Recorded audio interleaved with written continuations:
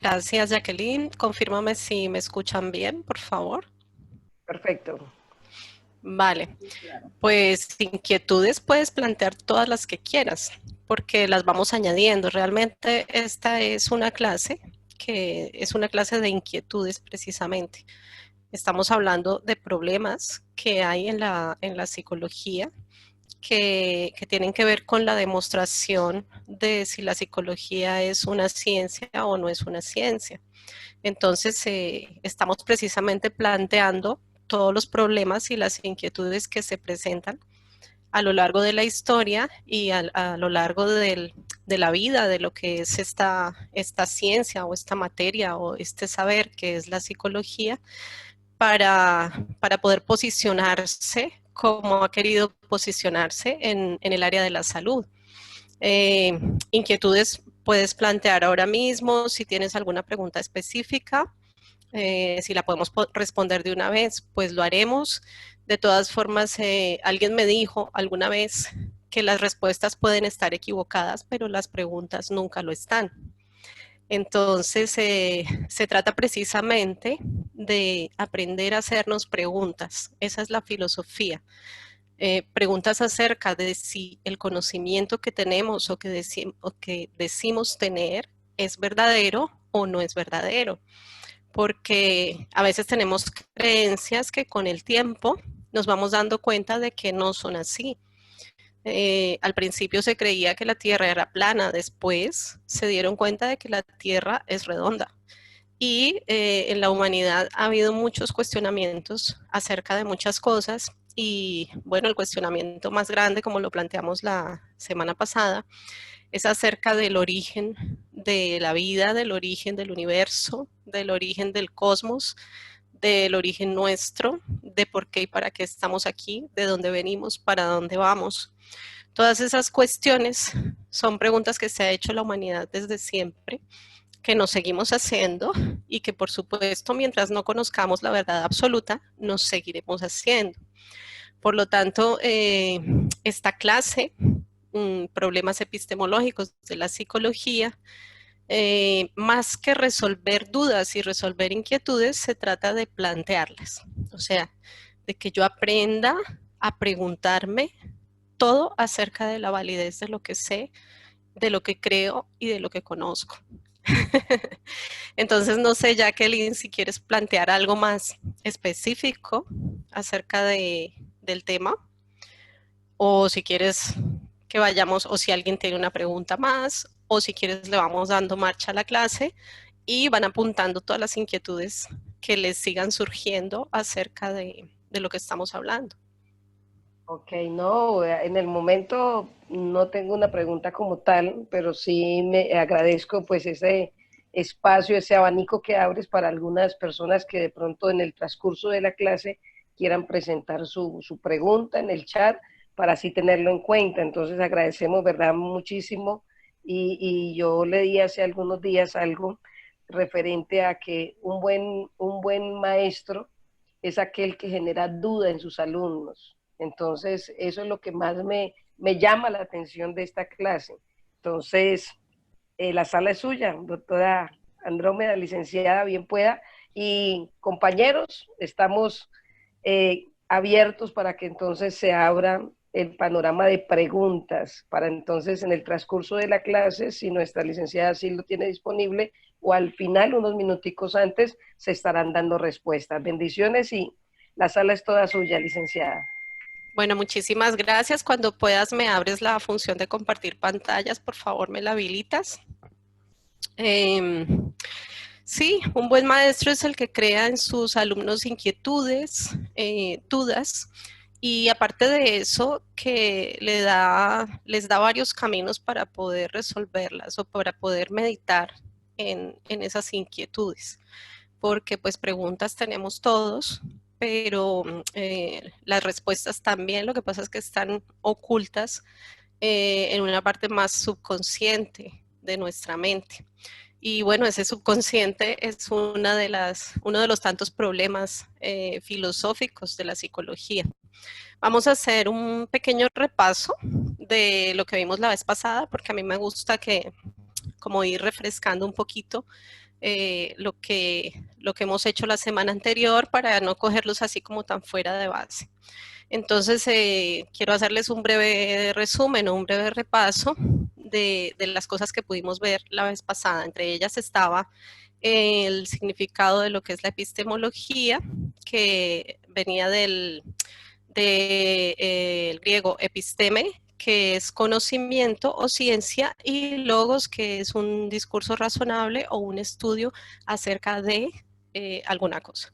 Por lo tanto, la epistemología la podemos definir como un discurso razonable acerca del conocimiento o un estudio del conocimiento, o un conocimiento del conocimiento o una validación del conocimiento. En esta teoría del conocimiento, pues vimos dos cosas: la diferencia entre la nociología y la epistemología. La nociología es más el estudio del conocimiento más general, de todo lo que es, de todo lo que existe, mientras que la epistemología se nos enfoca en el conocimiento científico, o sea, lo que se puede demostrar a través de un método científico. Luego, entonces, mirábamos que esta epistemología, que es lo que estamos estudiando, es una rama de la filosofía que se dedica a eso, a estudiar ese conocimiento científico. Y veíamos que ese estudio filosófico o esos problemas filosóficos no eran algo tan sencillo de resolver como los problemas de la vida cotidiana o como los problemas que pueda tener una persona, o como un problema matemático que ya es a través de la razón, sino que los problemas filosóficos es como que tienen vida en sí mismos, o sea, son interrogantes que son existenciales, que son mucho más profundos, y que aunque le vayas dando respuesta a esas cuestiones filosóficas, pues estos problemas siempre van a estar ahí, porque aunque tú vayas como destapando una capa, siempre va a haber algo en más profundidad y siempre va a haber un conocimiento que revele más acerca de esa cuestión filosófica. ¿Sí? Por ejemplo, esa parte del problema del ser, ¿sí? De dónde venimos, quiénes somos, cómo fuimos creados, a qué pertenecemos, para qué estamos aquí, el problema del conocimiento, de qué podemos conocer, de qué es lo que podemos saber, de si lo que conocemos de manera innata es real o no es real. Los problemas que tenemos en la parte social para poder adaptarnos con las otras personas, cómo podemos coexistir, todos los problemas de naturaleza humana o de naturaleza existencial que nosotros tenemos, esos son problemas filosóficos. Y es como que no nacimos aprendidos acerca de eso, pero sí que hay algo dentro de nosotros que nos está mostrando cada día parte de esa respuesta. Y así es estos problemas filosóficos. O sea, hay un problema gigantesco que plantea la filosofía y que como que a través del tiempo se van dando respuestas en parte, pero nunca se acaba de llegar a una respuesta total o absoluta acerca de las cuestiones y de esos planteamientos filosóficos que nos atañen. Pues bueno, dábamos ejemplos de algunos de esos problemas, que son la constitución del universo, el problema de lo uno y de lo múltiple, o sea, si todas las cosas son una sola cosa o si estamos separados y divididos. El problema del absoluto, si hay un ser absoluto o un conocimiento absoluto en el universo que lo haya creado todo, pues que es para los filósofos el problema de la existencia de Dios. Y luego entonces íbamos viendo, vimos la definición de epistemología, vimos lo que eran los problemas filosóficos, y luego empezamos a estudiar un poco la psicología, trayendo esa etimología de la palabra, que es la definición de psique, que es alma, y el logos, que lo mismo es tratado, conocimiento, discurso razonable. Y entonces decíamos que la psicología es un discurso razonable acerca del alma. Y esto pues era uno de los primeros problemas que estábamos planteando, porque ¿cómo se puede hacer un discurso razonable acerca del alma si el alma es un intangible, si el alma es algo que el ser humano no acaba de conocer o no acaba de entender todavía? Entonces aquí nos plantean todos esos problemas. Para nosotros es como que nos dijeron, tú eres trino, tienes espíritu, alma y cuerpo. Y tú tienes que salvar tu alma, entonces sé bueno y limpia tu alma para que tu alma trascienda o para que tu alma sea salva. Y nos quedamos ahí y dijimos, bueno, ok, el alma es algo que yo tengo dentro y que requiere una limpieza y requiere una salvación. Y en los conocimientos más básicos es como que si se porta bien se va al cielo y si se porta mal se va al infierno. Y se nos queda ahí muchas veces el conocimiento que tenemos acerca del alma. Y entonces Licenciada, cuando, qué señora, pena. Pues ya está habilitado para proyectar pantalla. vale, perfecto.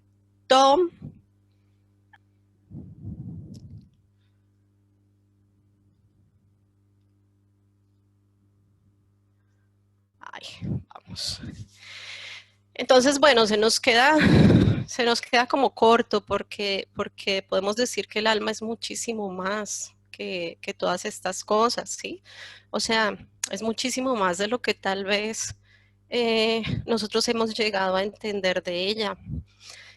Luego nos preguntábamos qué es la ciencia, entonces mirábamos que la ciencia necesita un método, que son conocimientos que se obtienen ya con la observación, con el razonamiento, a partir de hechos reales que tengan que ver con esta realidad, o sea, hechos que ya no son como tan efímeros como lo puede hacer el alma. Y mirábamos algo muy importante y es que para que una disciplina sea considerada como ciencia debe cumplir tres requisitos fundamentales, que es disponer de un método, tiene que tener un objeto de estudio y tiene que conducir a formular unas leyes o normas específicas acerca del objeto de estudio y del tema que se está tratando. ¿Qué más? Comparábamos pues la filosofía con la ciencia. Habíamos visto que la filosofía no se podía catalogar como ciencia porque no tenía un objeto de estudio definido en el que se centre, porque la filosofía pues se dedica a estudiarlo todo. La filosofía realmente como es la que está validando en un sentido los conocimientos de todas las cosas, pues se dedica a estudiarlo todo. Y hablábamos de esa paradoja de que la filosofía, sin ser una ciencia, tenga una rama que es la epistemología, que es la que le da validez o certificación, de la que nace el método científico que está certificando las ciencias o que está haciendo que una ciencia pueda tener validez. Y eso era como una paradoja que veíamos en ese momento, una de las dudas y una de las inquietudes de por qué es así. O sea, era como una locura, como algo loco.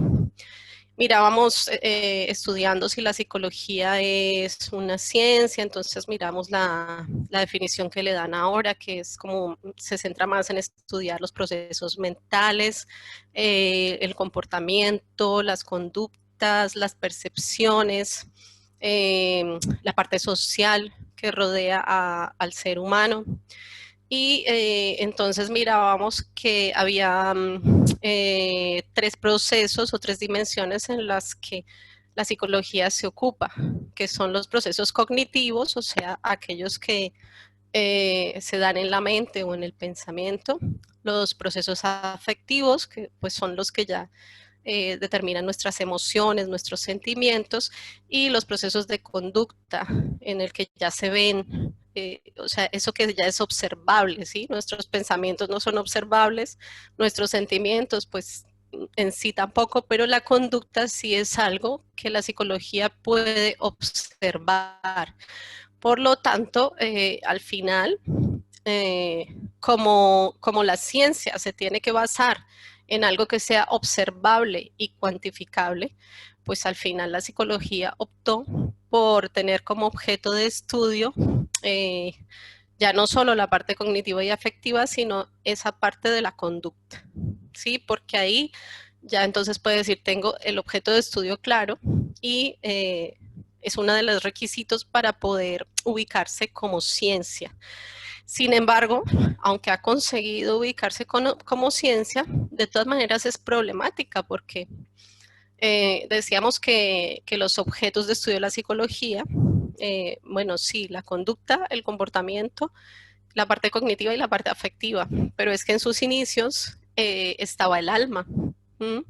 Y luego habían otros objetos de estudio que mencionamos como la conciencia, la mente, las emociones, las sensaciones, el inconsciente también, ¿sí? Entonces, la personalidad. Entonces, todos estos objetos de estudio que tiene la psicología, pues hacen como que como que el objeto de estudio no esté bien definido, como que ella eh, no pueda estudiar una sola cosa y definir una sola cosa, sino que sí, la conducta es lo más observable, pero luego tiene un montón de objetos de estudio que son subjetivos y que no son suficientemente observables como para poder catalogarla como una ciencia. Entonces ahí venía como otro problema, vamos mostrando problemas. Realmente no es que son inquietudes de la psicología, o realmente no es que son dudas acerca de la psicología, sino tienes un problema porque lo que estudias es tan intangible o lo que haces es tan intangible porque nosotros trabajamos en la mente de las personas, en el alma, en el corazón, en la voluntad, que es lo que al fin y al cabo mueve los hechos y las conductas. El problema es que es tan intangible que, claro, decir que es ciencia, pues la ciencia me pide hechos reales, cosas basadas en la experiencia. Y bueno, ahí hablábamos de cuestiones epistemológicas, de cómo se puede llegar a la verdad, de si es posible acceder al conocimiento. Estuvimos mirando el realismo y el idealismo, todas esas perspectivas que se formaron en esa parte de los filósofos, donde los filósofos estaban planteándose si podían llegar a conocer la verdad. Entonces algunos escépticos decían que no, otros decían que sí, entonces otros decían como sí y otros decían como no. Y entre tantas opiniones, pues lo que pasa es que descubrir la verdad se vuelve algo muy difícil, ¿sí? Porque todas las opiniones tenían como algo de lógica. O sea, hay muchas que tienen lógica y muchos que, por ejemplo, niegan la existencia del alma, pero tienen sus argumentos tan claros para negar la existencia del alma que al final se creaba y se generaba muchísima confusión. Y pues esa confusión hasta el día de hoy sigue estando ahí. Por eso la psicología científica y la psicología de la salud decidió separarse un poco o separarse mucho de la filosofía y del problema del alma. ¿Mm? Porque ese problema sigue ahí, esa cuestión existencial sigue ahí y la psicología, pues, para poder ubicarse como ciencia, tenía que separarse de un poco de todas esas dudas y esa incertidumbre que estaba creada alrededor de la palabra psique, de la palabra psicología, ¿sí? Estudio del alma, que era el significado en ese tiempo antiguo. ¿Qué más habíamos hablado? Bueno, habíamos hablado de las ciencias, que si había ciencias formales y ciencias no formales. Eso todo lo van a tener en el material, pero sí quiero que se ubiquen un poco en lo que vimos. Hablábamos de la diferencia entre ciencia y pseudociencia, que el objeto de estudio en una ciencia tiene que ser algo que reúna los requisitos de ser observable, medible y cuantificable. Entonces mirábamos que el alma que es esa palabra psique, no entra en esta definición porque tú no puedes observar, medir y cuantificar el alma. Eso era un conflicto para que la psicología pudiera pasar el método científico, para que pudiera ser validada a través del método científico. Hablamos de cómo empezó el método científico con Descartes, los pasos que se tienen que cumplir para poder cumplir con ese método científico. Algunas preguntas acerca de dónde se ubica, por ejemplo.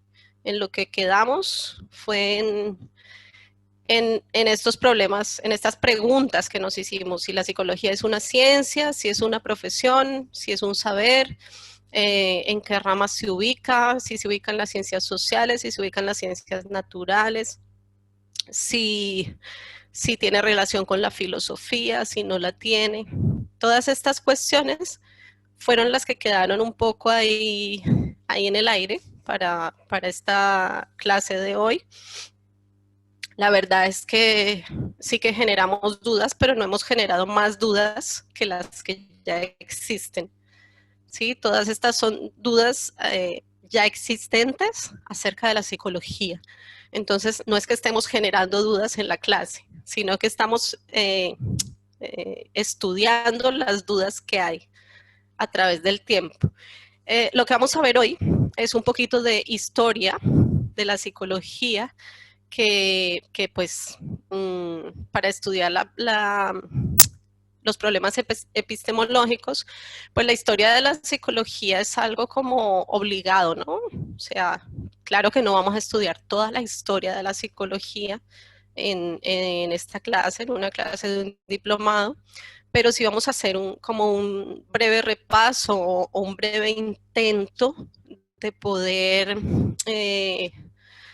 mirar cómo nació, qué pasó con la psicología a través del tiempo, porque pues es una materia obligada en la epistemología. O sea, para tú poder entender en una medida por qué la psicología tiene estos problemas epistemológicos, necesitas conocer un poco de la historia de la psicología. Entonces, vamos allá.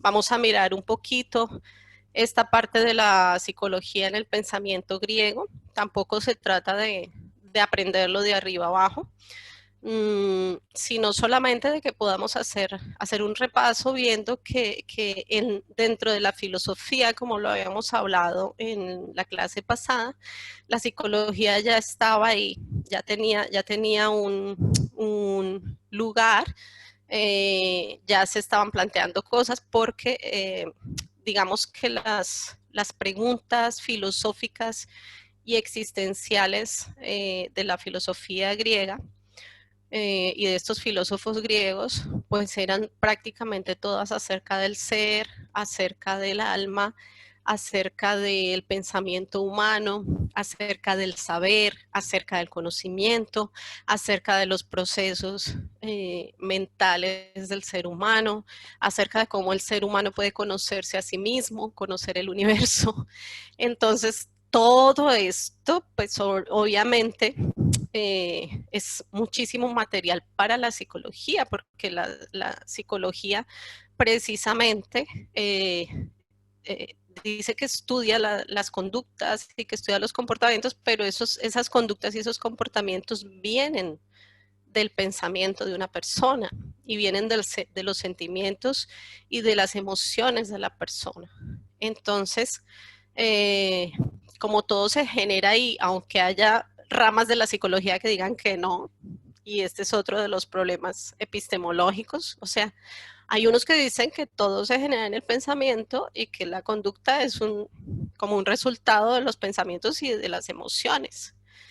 Pero luego hay otras ramas de la psicología que dicen que no, que todo se origina afuera en el conocimiento del mundo y que a través de los sentidos es como nosotros aprendemos a pensar. Entonces, cuando las ramas o las corrientes psicológicas nos presentan estas, digamos, teorías, por decirlo así, tan diferentes y tan contradictorias entre sí, pues por supuesto que se tienen que generar problemas epistemológicos y que se tiene que generar diversas inquietudes y diversos conflictos acerca de cuál es la verdad, de quién tiene la razón y de qué es realmente lo que la psicología está mirando o lo que ha podido comprobar a través del tiempo, ¿sí? Entonces, eso hace que tenga dificultad para poder pasar a ese método científico, para poder salir a flote como una ciencia de la salud, por ocuparse de la mente, de los procesos de la mente, del alma, de cosas que son totalmente subjetivas para un ser humano materialista o para un ser humano realista, entre comillas, hablando de la realidad como aquello que pueden percibir los sentidos. Entonces, bueno, aquí en la psicología, en el pensamiento griego, pues había varias corrientes de pensamiento griego y habían en estas corrientes pues había como varias teorías acerca de dónde surgían las cosas o de dónde había surgido el universo o de dónde surgía el conocimiento o qué era lo más importante o cuál era el centro de todas las cosas. Entonces ahí en la naturalista, por ejemplo, tenemos varios filósofos que nos ubicaban el centro de la creación como el agua, o sea, que todo proviene del agua, por ejemplo, que decían que el agua era lo más importante porque era la fuente de la vida, era la fuente de toda la existencia y que los seres terrestres provenían de los seres acuáticos. Bueno, esas eran unas teorías, otros que iban por el aire, otros decían que la creación se había hecho con números, que el famoso Pitágoras, que nos decía que los números eran los que habían formado la creación, otros que nos hablaban, bueno, del logos, que es el conocimiento completo de todas las cosas, otros que el ser, que viene a ser lo mismo que el logos, pero como en otra definición. Luego teníamos a Empédocles que nos hablaba de los 4 elementos, ¿sí? Otro que es el gnosis o la mente, pero entonces hablaba de una mente universal. Otro que nos decía que los átomos, Demócrito, que decía que la vida venía de los átomos y que solo los átomos eran importantes y que solo los átomos existían, que realmente no había otra realidad. Y bueno, todas esas teorías iban a ir por el lado de la naturaleza o naturalismo, y luego venía una más biológica, como más aterrizada en la parte de la salud, que ahí estaba Hipócrates con su teoría de los 4 humores, ¿sí? Que era como la correspondencia dentro de nuestro cuerpo a los 4 elementos que se veían fuera. Entonces, si fuera estaba la tierra, el agua, el aire y el fuego, pues dentro de nosotros estaba la bilis negra, la bilis amarilla, la flema y la sangre, ¿sí? Y esos 4 elementos internos nuestros determinaban nuestro carácter y nuestra conducta. Luego viene Almedón de Crotona diciendo que el cerebro es el órgano del entendimiento, de las sensaciones y del pensamiento y de la memoria, y que solo el cerebro y el corazón están conectados con todo el organismo. O sea que la única fuente de conocimiento del ser humano estaba ahí, en el cerebro. ¿Sí? Que no había otra cosa, o sea, lo del alma y eso, nada que ver, sino en el cerebro. Luego viene, ahí está Pitágoras con las matemáticas, que habla de los números como el origen de las cosas, y también nos habla de la inmortalidad del alma, ¿sí? Que pues eso es muy importante, porque empieza a verse como ya como una separación entre el alma y el cuerpo, ya diciendo que una cosa es el alma y otra cosa es el cuerpo, pero que el alma habita ahí dentro del cuerpo. Y bueno, tenemos aquí a los 3 grandes filósofos del pensamiento humanista, que trajeron pues los más grandes aportes acerca de esta cuestión. Está Sócrates, que es el creador de la mayéutica, que yo les he hablado de la mayéutica varias veces, que es muy parecido al coaching, que es como el diálogo socrático. Y esa mayéutica es como una forma de aconsejar, lo hablamos en nuestra primera clase, es una forma de aconsejar, pero sin aconsejar, sino haciéndole preguntas al individuo de manera que lo estemos guiando a darse las cosas que desea, de cuáles son sus sueños, de cuáles son las cosas que tiene que hacer. A través de las preguntas, llevamos al individuo a tomar sus propias decisiones. En vez de darle un consejo puntual, lo vamos a llevar a que decida él mismo, pero lo estamos orientando a través de preguntas. Sócrates empieza a buscar dentro las respuestas a todas esas cuestiones del conocimiento y entonces empieza a basar toda su filosofía en el famoso conócete a ti mismo, que ese conócete a ti mismo se los voy a enseñar aquí. Es una frase que se encontraba en Grecia, en el oráculo del templo de Delfos. Y aquí está, esta es la inscripción en griego, que es Notis Sauton, conócete a ti mismo. Se le atribuye a Tales de Mileto, pero no se sabe de quién es esa frase. Mucha gente en internet la atribuyen a Sócrates, pero realmente no es de Sócrates, sino que Sócrates basó toda su filosofía en esta frase, ¿sí? Porque decía algo muy importante que es lo que dice ahí en el oráculo del templo de Delfos.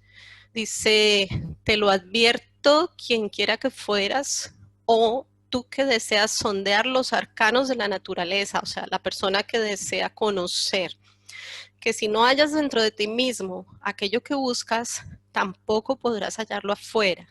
Si tú ignoras las excelencias de tu propia casa, ¿cómo pretendes encontrar otras excelencias?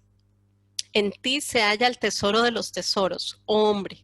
Conócete a ti mismo y conocerás al universo y a los dioses. Bueno, ya saben que los griegos eran politeístas. Entonces, bueno, ay, a ver, que esto se me movió, perdón un momento. Vale. Ya saben que los griegos eran politeístas, entonces la frase pues habla de esto. Pero realmente ese conócete a ti mismo es una de las grandes maravillas filosóficas de ese tiempo y que la tenemos hasta el día de hoy, realmente como una frase que nos ayuda a hacer introspección y que realmente si nosotros queremos, como dice aquí, conocer las excelencias de las cosas que vemos fuera, o sea, por ejemplo, conocer el universo, conocer todos los tesoros, tener sabiduría, conocerse a sí mismo, es el primer paso para poder conocer lo que está fuera de nosotros. Y conocerse a sí mismo pues no es una tarea fácil, conocerse a sí mismo no es algo que puedas hacer de la noche a la mañana. Realmente conocerte a ti mismo es como poder ser feliz, es como la base de la felicidad, habiendo conocido todo lo que hay dentro de ti, porque realmente ahí dentro es donde llegas a encontrar incluso a Dios, ¿no? O sea, lo que más buscamos los seres humanos, o la mayoría, que se diría que es Dios o que es esa divinidad o que es ese conocimiento absoluto de todas las cosas, pues por supuesto que Sócrates nos decía que para encontrarlo hay que ir ahí dentro. Y él empezó con toda esa búsqueda hacia adentro. Entonces ahí se fueron formando varias concepciones acerca del alma, acerca del conocimiento, acerca del universo. Luego vino Platón con el idealismo Entonces ya puso como, hizo como una división en el alma, ¿no? En 4 partes. Decía que había un alma racional, un alma colérica, un alma conscupiscible y un alma más intelectual. De todas formas, él decía que hablaba del dualismo, que se trata de que ya él empezó a decir que el alma es diferente al cuerpo, porque antes era como que lo tenían todo unido, o sea, cuerpo y alma era la misma cosa. Entonces ya empezó a decir que el alma es diferente al cuerpo, o sea, hablar de dualismo, ¿sí? De dos. Y luego Aristóteles, pues entonces ya empezó a hablar de la materia y la forma y de la substancia. O sea, Aristóteles decía todo lo contrario a Platón. Decía que el alma no se puede separar del cuerpo y que el alma es en tanto que el cuerpo existe. O sea, que el alma tiene la forma del cuerpo que tenga la persona. Entonces hablaba de que si la persona era gorda, el alma era gorda, que si la persona era flaca, el alma era flaca. eh, Cosas así como diciendo que el alma estaba atada al cuerpo y solamente tenía existencia en tanto que existía el cuerpo. Entonces ahí vemos ya cómo hay, digamos, 2 visiones principales acerca del alma, que es el dualismo y el iliomorfismo. O sea, que el alma está totalmente separada del cuerpo y que cuando el cuerpo muere, el alma sigue. Y la otra es que no, que el alma depende del cuerpo y que si el cuerpo no está, tampoco está el alma. ¿Mm? Ahí tienen esas 2 versiones de los filósofos. Y esto pues es un poco de la historia de la psicología ahí en el tiempo de la filosofía griega, en el tiempo de los griegos. Ahora vamos a pasar. ¿Alguna pregunta hasta ahora? ¿Alguien quiere hacer alguna pregunta hasta ahora? ¿Vamos bien? ¿Están despiertos? Sí, aquí estamos súper Hola, una. despiertos. Bueno, yo sigo y si alguien quiere preguntar, entonces, Jacqueline, si hay preguntas en el chat me avisas o si alguien quiere preguntar me dicen, yo voy haciendo así como por temas. Entonces ya pasamos de ahí de la psicología en la filosofía griega y vamos a pasar a la Edad Media, que aquí la psicología ya entonces fue una cosa muy distinta, ¿sí? Porque lo que pasó ahí fue que el Imperio Romano conquistó al Imperio Griego. O sea, el Imperio Griego estuvo gobernando muchísimo tiempo. Antes de Cristo, por allá por el 300, hubo un rey que se llamaba Alejandro Magno, que era griego, heleno, y él conquistó muchísima, eh, muchísima parte de ahí de la tierra, o sea, muchísimos países, muchísimos lugares, y creó un imperio que fue el imperio griego, y Alejandro Magno pues expandió muchísimo la filosofía y la cultura por todo el continente.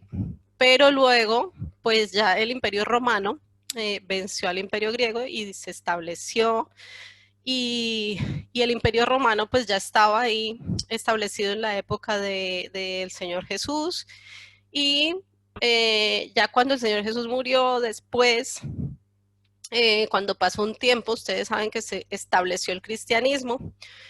Hablando de cristianismo, no como está establecido ahora, sino lo que ahora es el catolicismo, pues era lo que era el cristianismo en esa época. Entonces el Imperio Romano pues lo que hizo fue poner en auge el cristianismo. Los que conozcan pues el origen de todo esto sabrán pues que se hizo ahí como una combinación de las figuras del cristianismo con los dioses griegos y que bueno, para reemplazar toda esa idolatría griega que había, lo que hizo este cristianismo de este tiempo, pues fue crear toda la parte de los santos y de las imágenes y todo eso, y hacer como un reemplazo de todas esas figuras y estatuas que tenían los griegos a los dioses, por todas las figuras y estatuas que se crearon para el cristianismo romano de esa época. Y pues estableció, puso en auge toda la parte del cristianismo, se estableció en el poder prácticamente el clero, y entonces empiezan a trabajar ya en esta parte epistemológica, centrándola en la parte teológica, en los problemas teológicos. Como psicología, pues al fin y al cabo es el estudio del alma, pues psicología tiene que ser teológica. ¿Mm? Entonces aquí empiezan a decir que, bueno, que la entrada al conocimiento, el acceso al conocimiento, pues las principales entradas son la fe y la revelación divina. O sea que por ahí es por donde el ser humano puede conocer, no a través de la ciencia. Fue una época en la que el saber científico o la búsqueda de saber científico se interpretaba como magia o como hechicería. Ahí fue la época de las cruzadas también. O sea, eso fue algo muy, para la ciencia fue terrible porque prácticamente ya las personas no podían pensar, ¿sí? Entonces no se podía hacer experimentos científicos, todo tenía que estar controlado por la iglesia, y entonces aquí aparecen pues dos grandes personajes de esa época que son los psicólogos de esa época, pero son también representantes cristianos. Entonces, con San Agustín de Hipona viene la patrística, que es que, bueno, que él defiende el cristianismo frente a otras religiones. Él continúa con el pensamiento aristotélico, y Aristóteles lo que dice es eso, que el alma es en tanto que el cuerpo existe. Y bueno, él dice que el alma es la esencia del hombre, y entonces aparece como combina ese saber de Aristóteles con el de Sócrates, y entonces viene a hablar de la introspección, de que hay que conocerse a sí mismo, en tanto que vivimos aquí, porque a pesar de que se cree como en la salvación del alma, no se cree que el alma sea eterna o que tenga un principio antes de la formación del cuerpo, o sea, no se separa. Ahí está también Santo Tomás de Aquino, que bueno, que ya crea lo que es la escolástica, que se va más por el área del pensamiento platónico, donde está el dualismo y donde habla ya de esa inmortalidad del alma, y Santo Tomás quiere como armonizar la fe con la razón, o sea, como poder hacer filosofía, poder hacer psicología, y que eso esté en armonía con la razón, y que esté en armonía con la teología, más o menos lo que queremos nosotros, ¿no? Entonces aparece Santo Tomás y dice que hay dos fuentes por las que el ser humano puede conocer, que son los sentidos, que nos permiten conocer las cosas concretas, y la razón, que nos permite conocer las cosas abstractas. Y dice bueno, que el alma es una sola, y que por ella el hombre es racional, sensible y viviente, que el alma es la que le da todas esas cualidades al ser humano. Eso fue una época ahí bastante oscura para la ciencia. Todo era religión, todo era teológico, todo era no teológico en el sentido que lo vemos hoy, sino que bueno, todo tenía que pasar por el escritorio del clero, de los directivos religiosos. Luego viene una época que se llama el Renacimiento, que ya la Edad Media empezaron a cambiar las cosas. Y entonces en el Renacimiento, pues como la palabra lo indica, surge un movimiento ya muy humanista que quiere pues elevar el nivel de las ciencias, de las artes, porque pues también se cree que a través de las ciencias y las artes, sobre todo del arte, el ser humano puede conocer muchas cosas, nace una nueva forma de ver al hombre y al universo. Eh, Aquí, por ejemplo, dice, el pensamiento fue centrándose más en el hombre y menos en Dios. Pero claro, eso en un sentido podría sonar muy negativo, porque claro, centrarse en el hombre en vez de Dios, pues claro, es como alejarse de la fuente de conocimiento.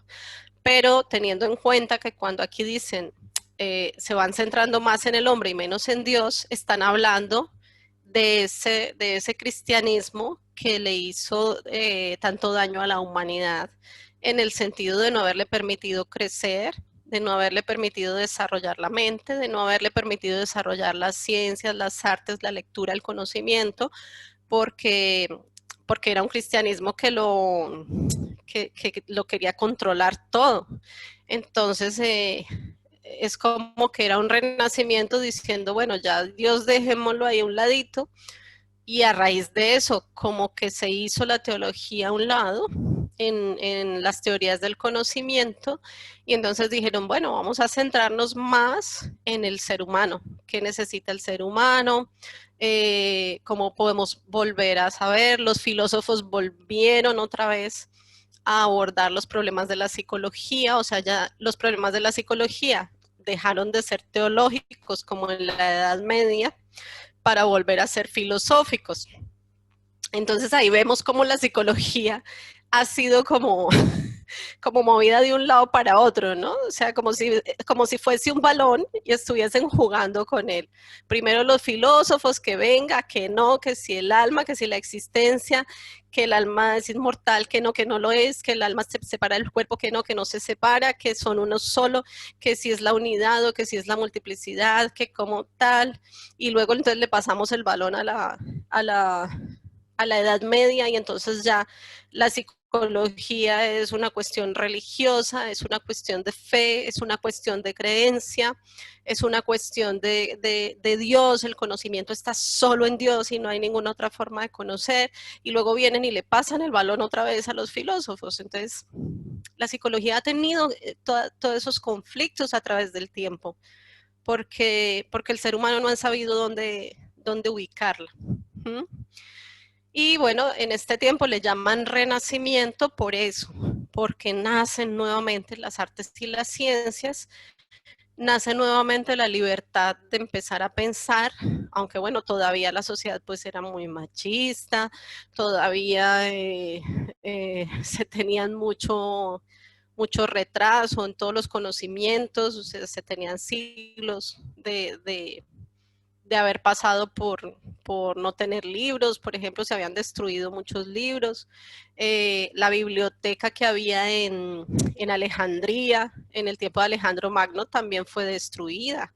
O sea, se destruyeron libros, bibliotecas, un montón de conocimiento, de investigaciones filosóficas se destruyeron. ¿Mm?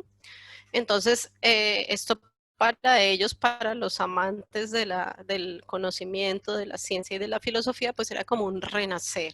O sea, como, uff, al fin volvemos a tener libertad para pensar y bueno, para hacer lo que el hombre considere que es bueno hacer con el pensamiento. Y aparecen ahí pues intelectuales como Copérnico, Francis Bacon, Galileo, Newton. Ya creo que por esa época se empieza a descubrir la redondez de la Tierra. Eso no lo investigué, no estoy segura, pero creo que es así. Si no, ustedes me corrigen. Y entonces ellos ya con los descubrimientos que van teniendo, pues van creando como un mejor ambiente para que la psicología pueda continuar todas esas etapas de desarrollo que le corresponden, ¿no? Luego entonces viene la edad moderna y, Y la psicología, bueno, ya, o sea, la psicología y la filosofía, sobre todo la filosofía, dice, bueno, vamos por la razón. Sí, ya no vamos a estar haciendo elucubraciones, ya no vamos a estar pensando más allá de la lógica, de las cosas que nos muestran los sentidos.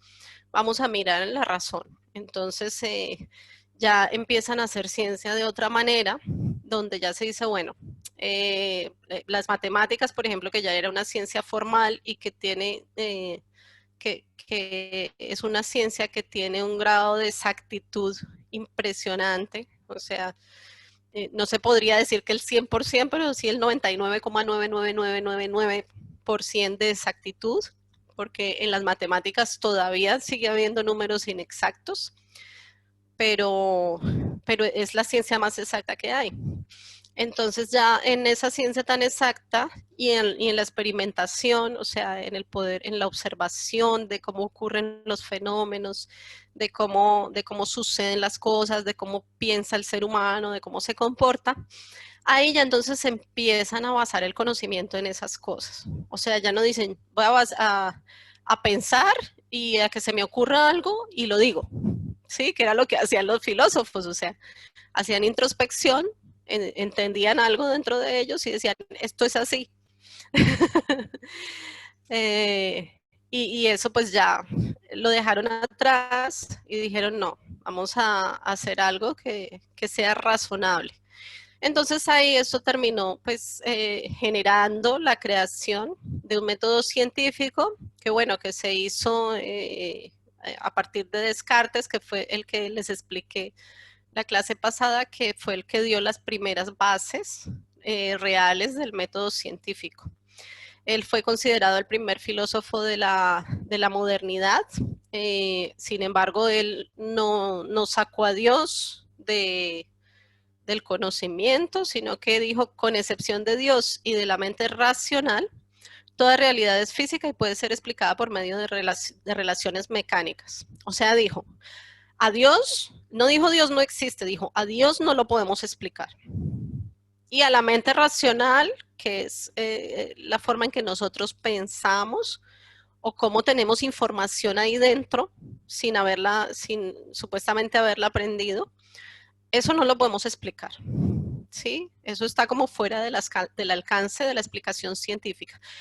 Pero, aparte de esas dos cosas, toda realidad es física y todo lo podemos explicar mecánicamente, o sea, a través de procesos, observando cómo es, observa el objeto de estudio, observando cómo es a través de un método y podemos hacer leyes acerca de esto, ¿sí? Podemos sacar normas de funcionamiento de la naturaleza, de los astros, de los seres humanos, de la vida, o sea, de todo lo que estamos viendo, podemos sacar esas formas de funcionamiento mecánico, ¿sí?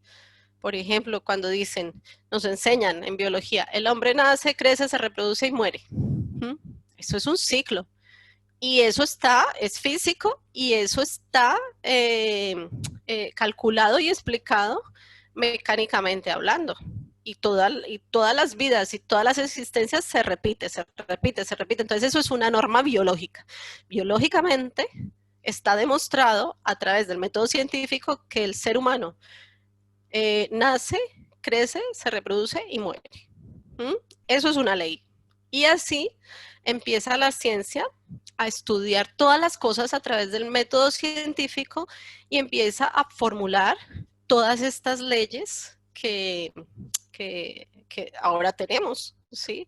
Y a descubrir leyes como la ley de la gravedad, como la ley de los opuestos, como la ley de género.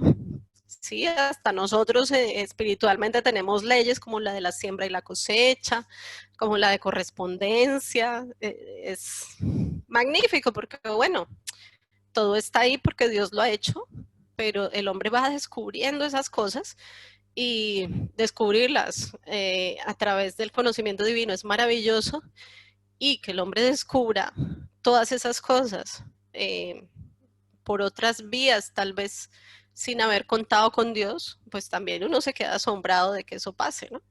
Es como wow. O sea, yo no sé si yo en ese tiempo, haciendo introspección, habría descubierto que la Tierra era redonda o habría descubierto el sistema solar. Sí, puede que sí, que yo haga introspección y que Dios me lo diga porque todo el conocimiento está dentro de mí y que yo descubra que en vez de un solo planeta hay bueno, antes eran 9, pero ahora ya que 8, y luego todos los cuerpos celestes que hay, aparte de los que vemos, o sea, que todo ese conocimiento me lo dé Dios, sí, por supuesto para mí es posible, sí, pero hay cosas que como esas leyes naturales que realmente me las ha enseñado la ciencia, sí. Entonces aquí esto como empieza a marcar una diferencia para el desarrollo de la mente y también, por supuesto, para el desarrollo de la psicología. A partir de ahí, de Descartes y de toda esta búsqueda que él tenía, pues la filosofía empieza ya como a separarse de la teología, ¿sí? Antes estaba en la Edad Media unida a la teología, pero Descartes dice, no, venga, separemos a la filosofía de Dios, porque es que eso no lo podemos explicar. La filosofía tiene que explicar las cosas y a Dios no lo podemos explicar, no de una manera científica. Entonces empieza a generar esa separación y empiezan a unirse más como con la psicología, buscando conocer la mente de otra manera, ¿sí? Buscando conocer la mente, ya no a través de la fe, sino a través de la introspección mental, o sea, mirando adentro cómo es que son los procesos que cada individuo va teniendo ahí en su mente, en su cabeza. Entonces, Descartes pues se dedicó a eso, él quería hallar un método que pudiera darle un conocimiento verdadero a las ciencias, o sea, que pudiera afirmar que lo que las ciencias estaban diciendo era así. Entonces, porque decía que las ciencias estaban, al estar fundamentadas en la filosofía, y la filosofía ser un conocimiento que no era realmente muy sólido, porque los conocimientos filosóficos venían de los pensadores, o sea, gente que se ponía a pensar en cosas y sacaba mucho conocimiento, pero era como que ese conocimiento no era sólido porque no era demostrable, o sea, estaba ahí pero no se podía demostrar.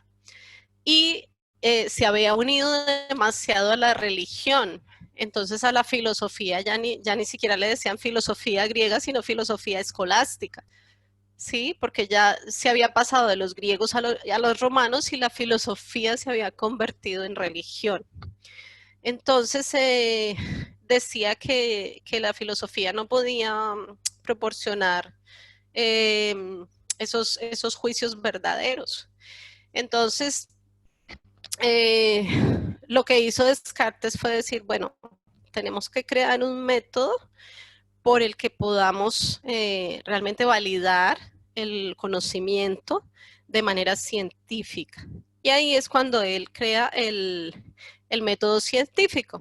Entonces, dice que hay una primera verdad de la que él habla, que es la existencia del yo pensante.